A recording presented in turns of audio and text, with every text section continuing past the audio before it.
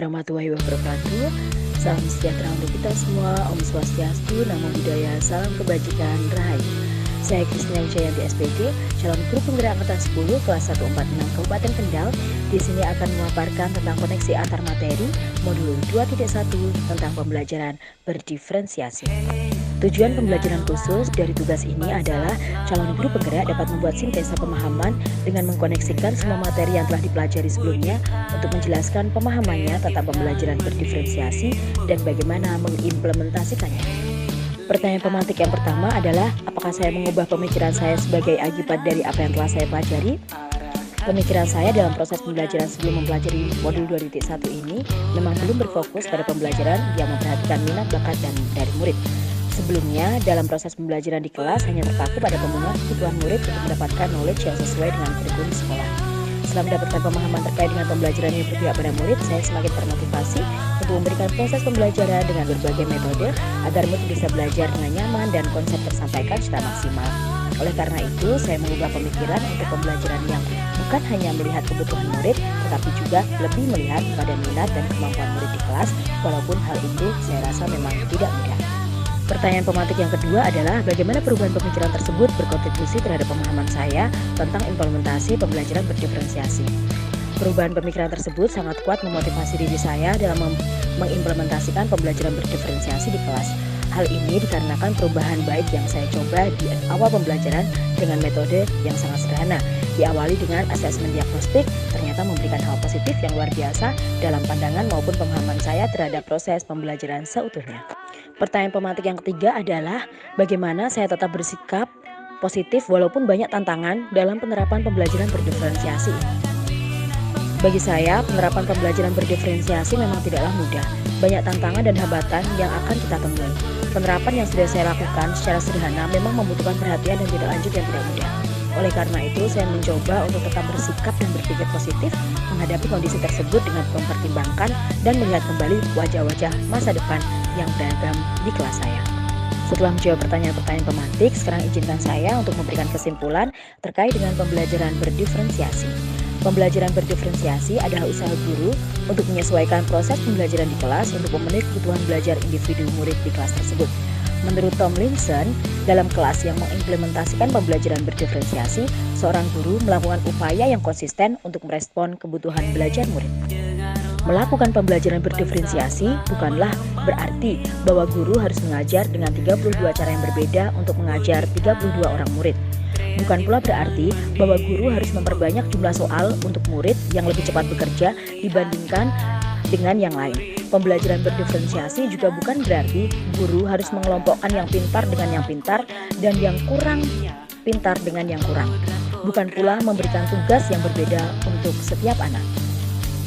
Menurut saya, pembelajaran berdiferensiasi bukanlah sebuah proses pembelajaran yang semrawut atau chaotic, yang gurunya kemudian harus membuat beberapa perencanaan pembelajaran sekaligus, di mana guru harus berlari ke sana kemari untuk memantau si A, si B, atau si C dalam waktu yang bersamaan. Menurut saya, setiap kelas memiliki cara yang berbeda dalam menerapkan pembelajaran berdiferensiasi dan harus disepakati bersama untuk pembelajaran ini agar dapat berjalan dengan baik dengan mempersiapkan rubrik penilaian untuk diferensiasi produk, diferensiasi konten dengan mempelajari cara menyampaikan materi di kelas dengan cara yang berbeda.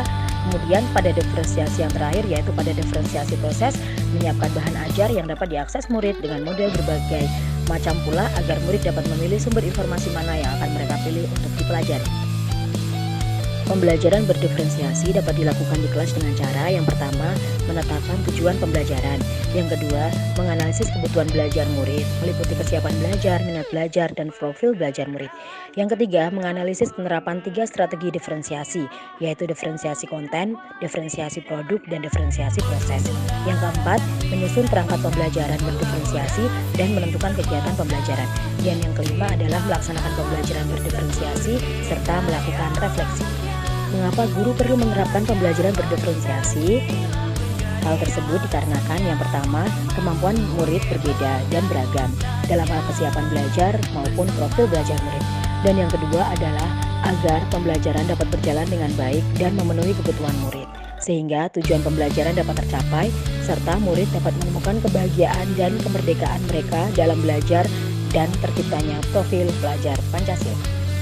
Bagaimana pembelajaran berdiferensiasi dapat memenuhi kebutuhan belajar murid dan membantu murid mencapai hasil belajar yang optimal. Di sini, guru menganalisis kebutuhan belajar murid berdasarkan 3 aspek, yaitu yang pertama aspek kesiapan belajar murid, yang kedua adalah minat murid, dan yang ketiga adalah profil belajar murid. Kesiapan belajar murid adalah kapasitas murid untuk mempelajari materi, konsep, atau keterampilan baru. Minat murid di sini yaitu yang pertama membantu murid menyadari bahwa ada kecocokan antara sekolah dan kecintaan mereka sendiri untuk belajar, mendemonstrasikan keterhubungan antar semua pelajaran, menggunakan keterampilan atau ide yang dikenal murid sebagai jembatan untuk mempelajari ide, dan meningkatkan motivasi murid untuk belajar. Sedangkan profil belajar murid yaitu yang pertama lingkungan belajar di mana ada ruang, tingkat kebisingan, pencahayaan, dan kenyamanan. Yang kedua adalah pengaruh budaya termasuk santai, terstruktur, pendiam, ekspresif, personal atau impersonal. Yang ketiga adalah gaya belajar, auditori, visual atau kinestetik, serta kecerdasan majemuk, yaitu interpersonal, intrapersonal, verbal linguistik, naturalis atau logis, matematis, dan sebagainya. Sedangkan kebutuhan belajar murid dapat diidentifikasi dengan yang pertama mengamati perilaku murid, yang kedua mengidentifikasi pengetahuan awal, yang ketiga mereview dan melakukan refleksi terhadap pembelajaran yang telah dilakukan, yang keempat adalah berkomunikasi dengan guru sebelumnya, yang kelima membaca rapot murid di kelas sebelumnya, dan hal tersebut bisa juga dilakukan dengan cara melakukan penilaian formatif dan diagnostik. Selanjutnya adalah bagaimana Anda melihat kaitan antara materi dalam modul ini dengan modul lain di program pendidikan guru penggerak. Yang pertama adalah kaitan materi antara modul 2.1 tentang pembelajaran berdiferensiasi dengan modul 1.1 tentang filosofi Ki Hajar Dewantara. Yang pertama, Ki Hajar Dewantara menyampaikan bahwa maksud dari pendidikan adalah menuntun segala kodrat yang ada pada anak agar mereka dapat mencapai keselamatan dan kebahagiaan setinggi-tingginya. Yang kedua, setiap anak itu unik dengan segala karakter dan potensi yang mereka miliki. Dengan meyakini bahwa setiap anak itu unik, maka sebagai guru tugas kita adalah melayani murid kita dengan segala keberagaman, keunikan mereka, minat dan potensi mereka, serta menyediakan lingkungan dan pengalaman belajar yang terbaik bagi mereka. Dan salah satu caranya adalah menyelenggarakan pembelajaran berdiferensiasi. Kaitan materi antara modul 2.1 pembelajaran berdiferensiasi dengan modul 1.2 nilai dan peran guru penggerak. Yang pertama, seorang guru penggerak yang telah memiliki nilai dan peran guru penggerak mampu untuk merancang pembelajaran yang berdiferensiasi yang mampu memenuhi semua kebutuhan belajar murid. Yang kedua, dalam merancang pembelajaran berdiferensiasi, tidak harus merancang desain pembelajaran untuk semua murid. Namun, pembelajaran berdiferensiasi haruslah berakar pada pemenuhan kebutuhan belajar murid dan bagaimana guru merespon kebutuhan belajar murid tersebut. Kaitan materi antara modul 2.1 pembelajaran berdiferensiasi dengan modul 1.3 tentang visi guru penggerak. Yang pertama, salah satu visi dari guru penggerak adalah mewujudkan pembelajaran yang berpihak pada murid. Dan yang kedua, dalam mewujudkan pembelajaran yang berpihak pada murid, pembelajaran juga harus mampu menjawab dan mengakomodasi kebutuhan belajar yang berbeda-beda. Pembelajaran berdiferensiasi adalah pembelajaran yang dapat mengakomodasi kebutuhan belajar murid tersebut. Selanjutnya adalah kaitan materi antara modul 2.1 tentang pembelajaran berdiferensiasi dengan modul 1.4 budaya positif. Yang pertama, penerapan pembelajaran berdiferensiasi di sekolah dan di kelas akan mampu membantu terwujudnya budaya positif dengan posisi kontrol guru sebagai manajer. Dan yang kedua, suasana atau kondisi di kelas saat menerapkan pembelajaran berdiferensiasi akan membuat murid merasa lebih dihargai dan merasa terpenuhi kebutuhan belajar mereka, sehingga mereka dapat merasa lebih senang dan antusias dalam belajar dan merasa menjadi bagian dari sekolah dan kelasnya serta terwujudnya nilai-nilai budaya positif. Kesimpulan yang bisa saya ambil adalah pembelajaran berdiferensiasi memang penuh tantangan dan tenaga lebih bagi kita sebagai pendidik. Tetapi dengan selalu melangkahkan kaki bersama dan melihat kebahagiaan serta impian murid kita yang begitu besar, maka tantangan pasti akan dapat dilalui. Sesuai dengan apa yang dikatakan oleh Ki Hajar Dewantara bahwa anak-anak hidup dan tumbuh sesuai dengan kodratnya sendiri. Pendidik hanya dapat merawat dan menuntun tumbuhnya kodrat tersebut. Terima kasih untuk segala perhatiannya, semoga menginspirasi. Wassalamualaikum warahmatullahi wabarakatuh. Salam guru penggerak, bergerak, tergerak, menggerakkan.